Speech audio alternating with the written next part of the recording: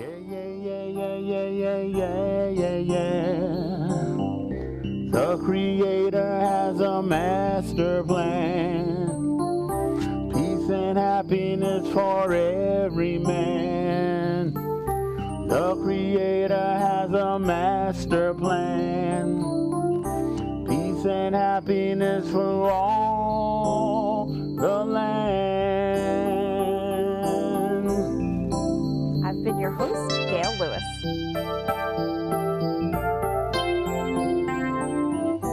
Yeah, yeah, yeah, yeah, yeah, yeah, yeah, yeah. Tonight we're going to take communication into the community and do something a little bit different.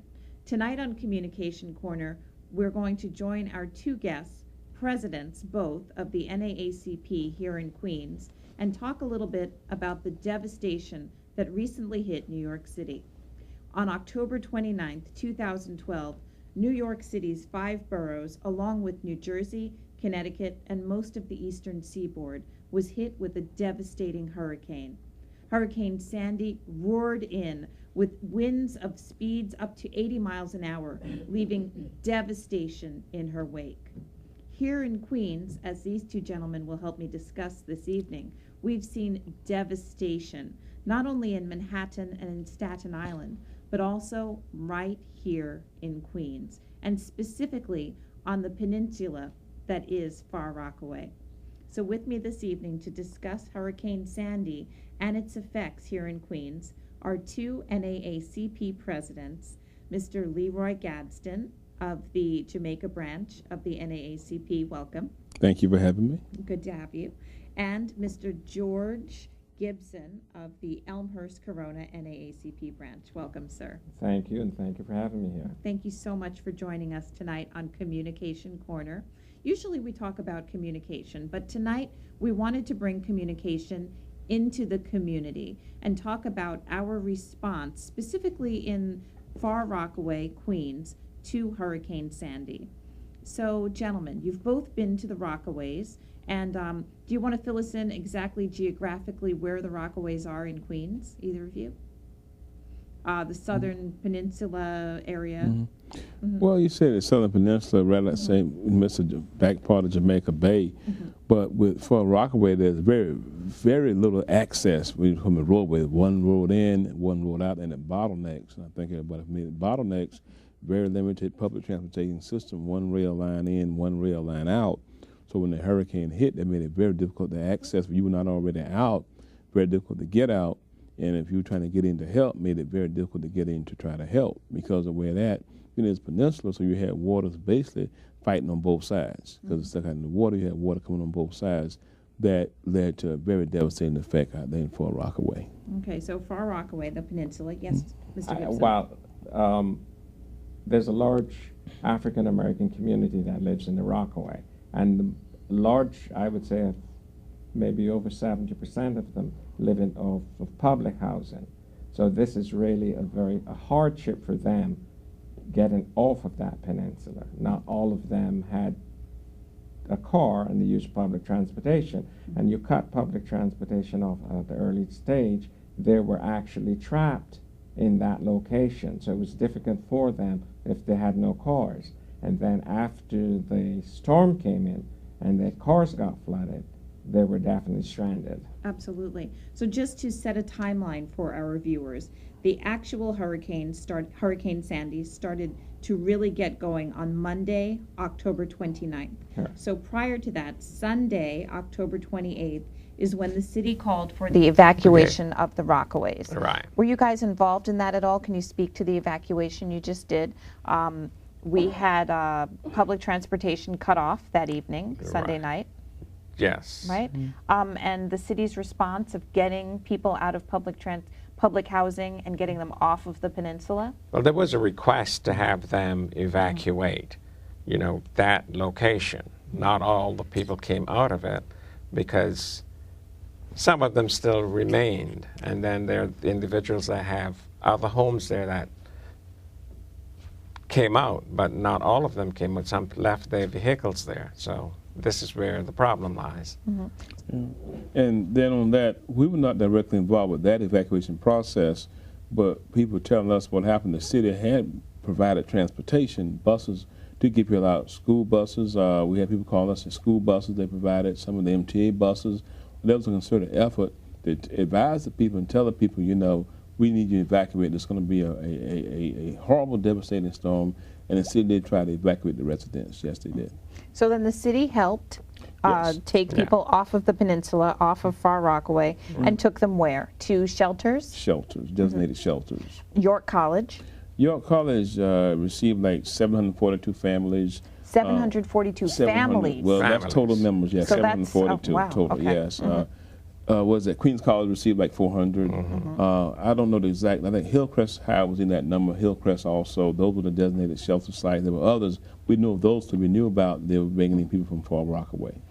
So they brought the people in from Far Rockaway. Yes. How long did they stay at York College and Queens College? Well, basically until this past, what's the days, until this past Tuesday, when York College, they basically left, most of them not off. We still have people at York Saturday. College, but Really? for this Thursday, got most of them out. We have the special needs shelter still set up at York College, but they started getting people out this past Monday, Tuesday, Wednesday, moving them to other shelters. So we're now post-hurricane 12 days out. Right, that's true. Yeah, We have special needs people still at York College? that's correct. When you say special needs, you mean Elderly, people that are ill, in the gymnasium, they've set up with federal medical personnel, people that need round-the-clock hospice care, that kind of stuff, that medical needs. So they have set up almost like with the cots, the medical staff there, taking care of people and their needs. So what have they been eating? What's that? What have they been eating? Well, we got the first knowledge this past Saturday, which given that they'd been in the shelter since that Sunday, 5 days, on the 6th day, we were notified that they were eating MRE meals the entire week. MREs? Meals ready to eat from the Yes, military? That's That's correct. right. Oh. That's correct. And so at that point in time, we got the word.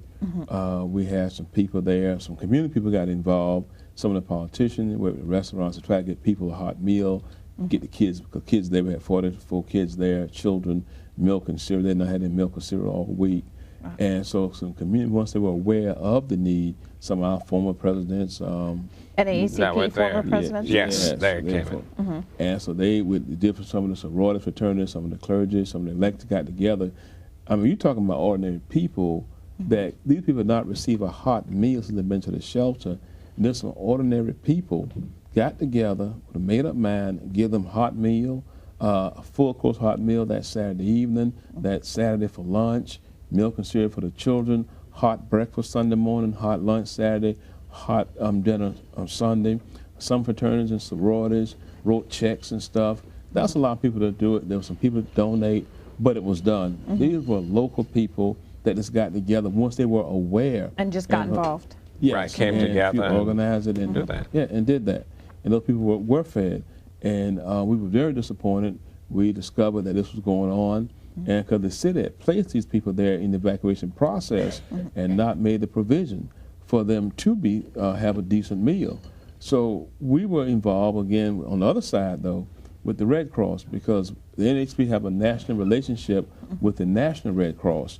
And talking to the people there, we discovered that the Red Cross had not visited that shelter during the entire week. The Red Cross had not visited that shelter. So they were evacuated on the Sunday, and as of the Saturday, 6 That's days correct. later, Yes. the Red Cross had still not visited this shelter No. with children, That's correct. families in That's it. correct. No resources, no hot trucks to provide hot nutritional meal, none of that.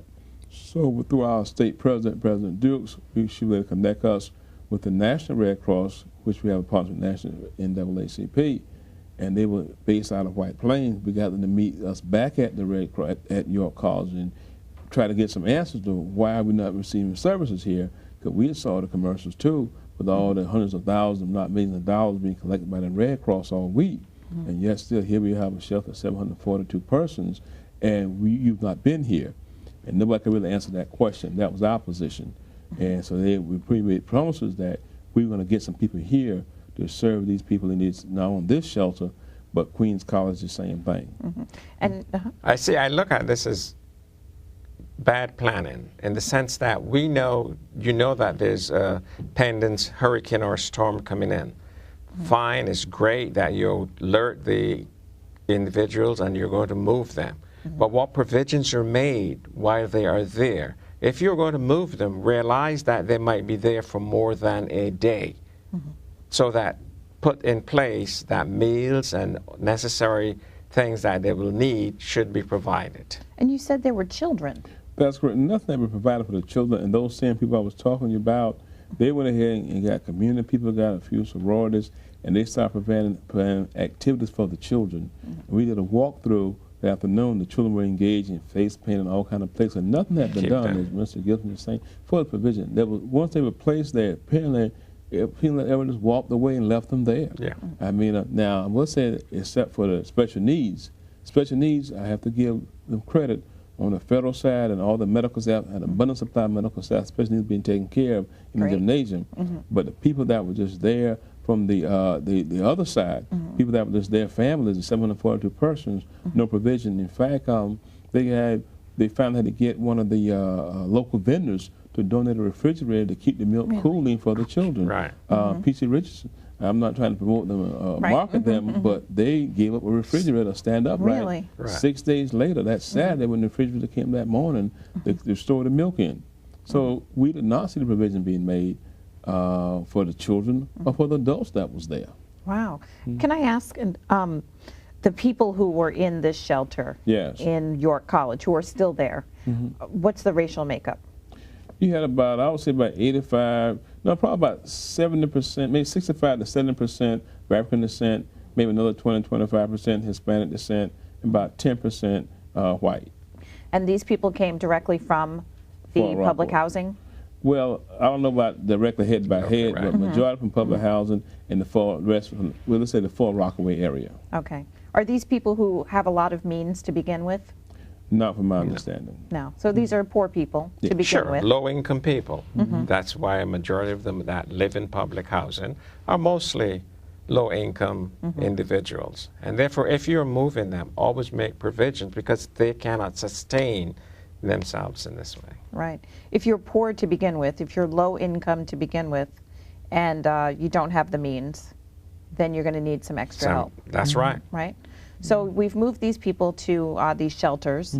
Right now, there's some people still in the shelters. What's the long-term plan for the people displaced out of the Rockaways? We know that they're low income, so we know that they're, a couple steps behind because of their income to begin with. What's the long-term plan? We're 2 weeks into the devastation of Hurricane Sandy. We've had power still not restored to the Rockaways. These people, a lot of them who have been displaced, don't have anywhere to go home to. Correct. Or if they did go home, they'd go home to darkness, no hot water, no heat. So it makes sense for them to stay in these shelters. What's the long-term plan here? Have you talked to people about why the power and the resources still have not been turned on? Well, the long-term plan, nobody shared a long-term plan with us. We're not exactly sure the city have a short-term plan. And that will come in because when we were there like the Saturday, or we might move people tomorrow, we come tomorrow because we're trying to get a head count. The people that were there were trying to get a head count of how much food they could have to feed the next day. And the next day, at one point in time, I think on that Saturday, they went and moved 200 people over to Hillcrest. Then they put another, I think almost like 100 people back in simply to move out. So we don't know the plan. If there's a plan that hadn't been shared, I think that goes to also the mental well-being of people you've displaced. And now all of a sudden, where am I going tomorrow, the next week? Everyone should be respected. There's a tremendous degree of disrespect. Even when I worked on the... we're gonna break, and when we come back, I want you to talk to that, the mental problem of what this does to you being displaced from your home. We're gonna take a quick break, and then we're gonna come back and we're gonna discuss that. There have been complaints that a lot of the private home owners are saying, well, okay, they got the residents of the projects got help.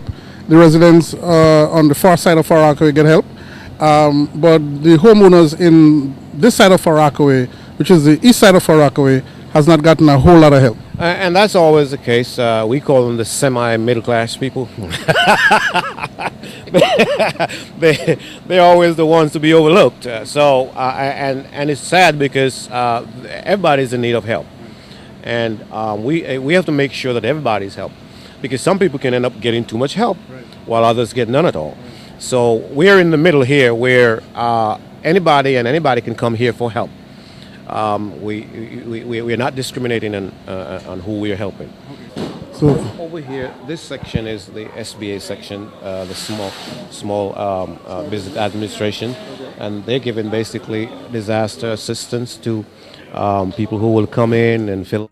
With Communication Corner, I'm your host, Gail Lewis. Before the break, I threw out at these gentlemen, you've been living in a shelter after Hurricane Sandy. Your house is devastated. Your community is devastated. Back at home, there's no electricity, no hot water, no heat, so you're living in a shelter. Gentlemen, Mr. Gadsden, Mr. Gibson, what does this do to your mind?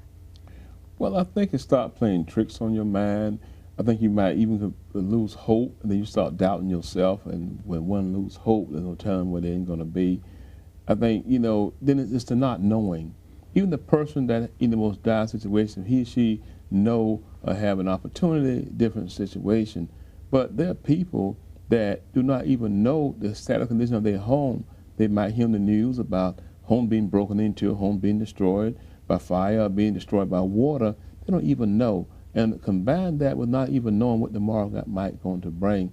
And thank God I'm doing fairly well. I appreciate that. But if I was in that situation, I don't know how I would respond. Once again, I think that goes back to the failure of the leadership of the city, that, religion plays a very, very important role in mental health and well-being. I have not seen or know of where we reach out to our multi-denominational clergy community because they said, look, let's go through that and help our people. Can we do something to direct people?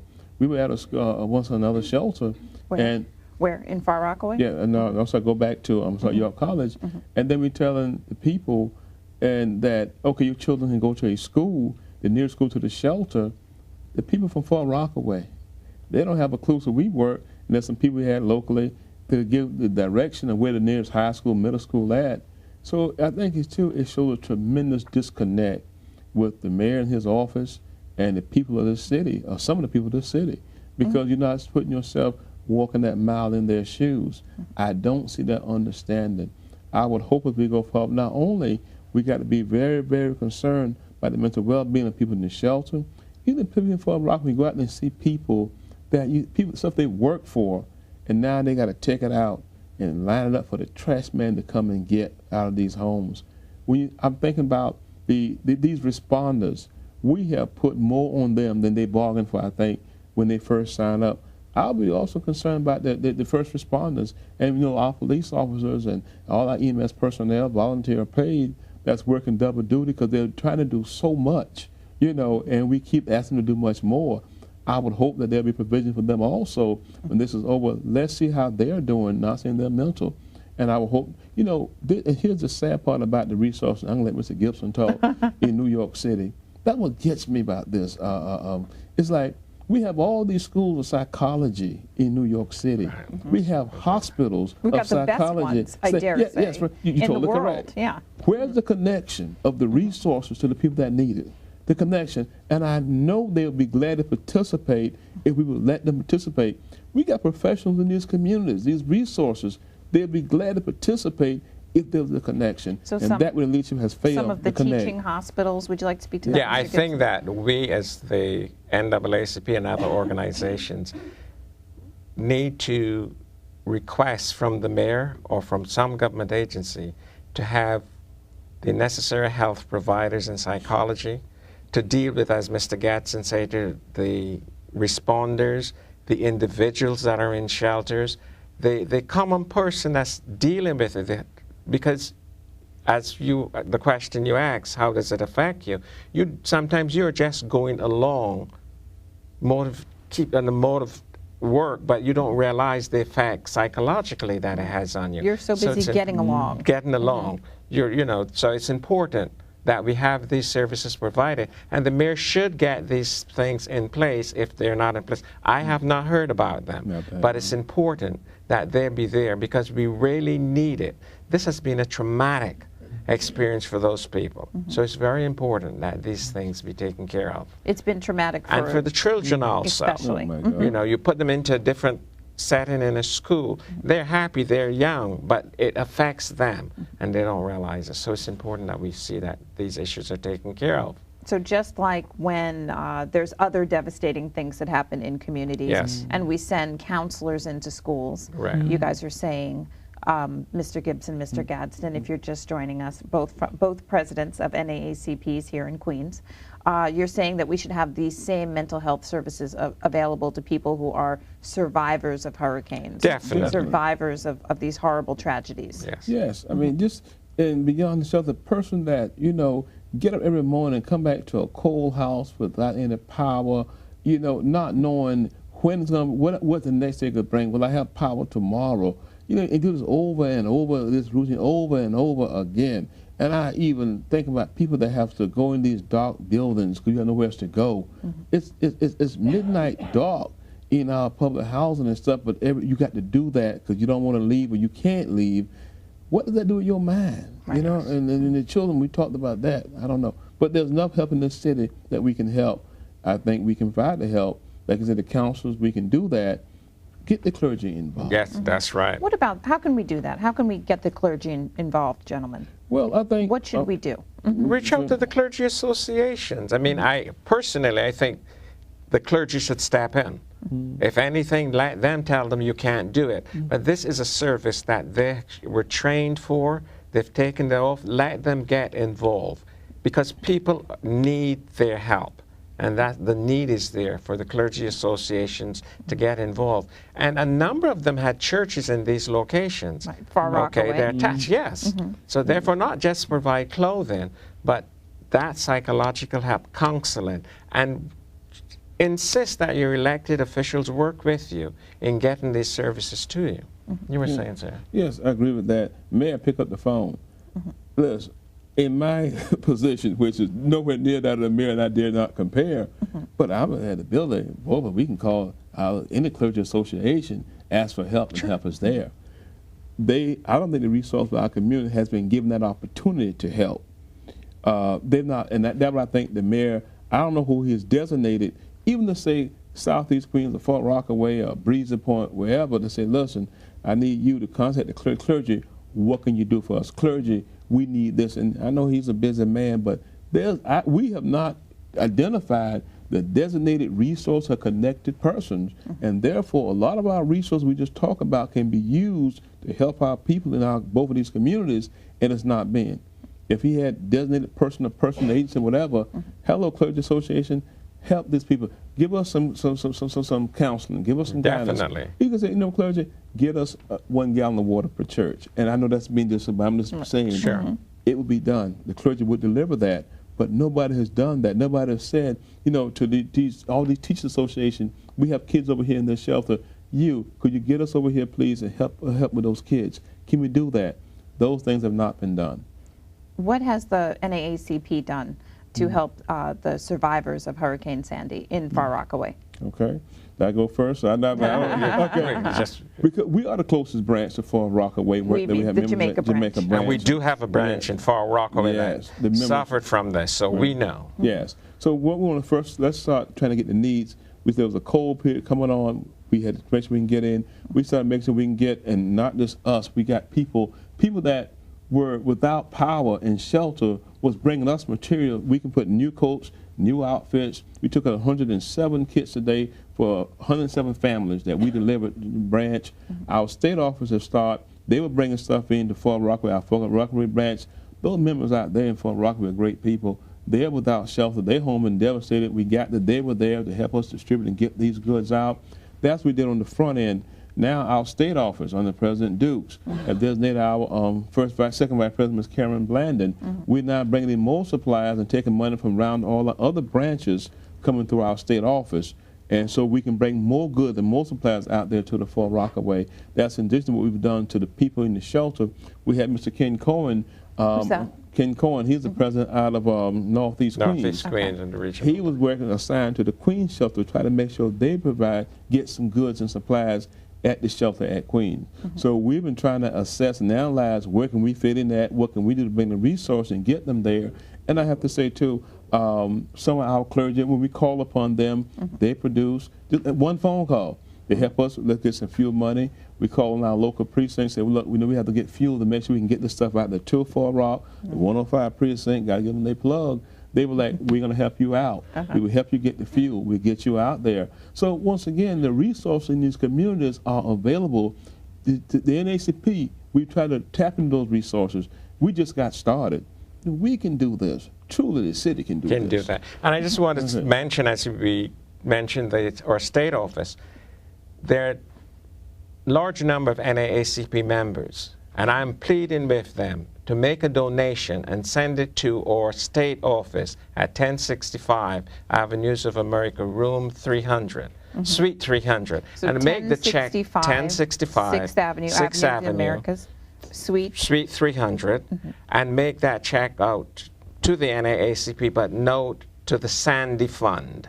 Okay, make a donation. We have donated from the branch, okay, from our budgets, but you can give individually. A number of you says, well, I can help. If you can help, reach the state office and find out where you can go to volunteer. But it's important that we help each other. This state, New York State is for all people, not just for certain individuals. And the way it looks, certain low and middle income people, African Americans and Latinos, are not getting the same service as other locations, or the emphasis is not placed on them. So it's important that we be inclusive. All of us are one. Okay. And if someone in Elmhurst or Corona wants to help out at the NAACP branch there, where can they get to you? Or they can reach me at the Corona East Elmhurst branch. Our email address is coronaeast, NAACP, @hotmail.com, or our phone number is 718-651-0730. And that's for the NAACP Corona branch. Yes. If you'd like to help out there or come out and give some assistance, go there. And if someone's in Jamaica, Queens, where can they reach you, Mr. Gadsden? 718-723-3653. I repeat that, 718-723-3653. And that's naacpjamaica@gmail.com. Yes. All right. Thanks so much for joining us tonight here on Communication Corner. Again, my guests, Mr. George Gibson, President, NAACP Corona Branch, and Mr. Leroy Gadsden, President, Jamaica, NAACP. Yeah, yeah, yeah, yeah, yeah, yeah, yeah, yeah, yeah. Yeah, yeah, yeah. New Day, NEWDAY 2010 at yahoo.com. So email me, Gail Lewis, for more information about the show. Thank you so much, gentlemen, for joining us this evening. And if you can, get out there and help the NAACP, either in Jamaica, Corona, East Elmhurst. Get in touch with these gentlemen so we can all make a difference for everyone who is affected by Hurricane Sandy. Thanks for joining us on Communication Corner. Have a good night. Thanks, guys. It's been a pleasure. Yeah, yeah, yeah, yeah, yeah, yeah, yeah, yeah. Good stuff. Yeah, yeah, yeah, yeah, yeah, yeah, yeah, yeah.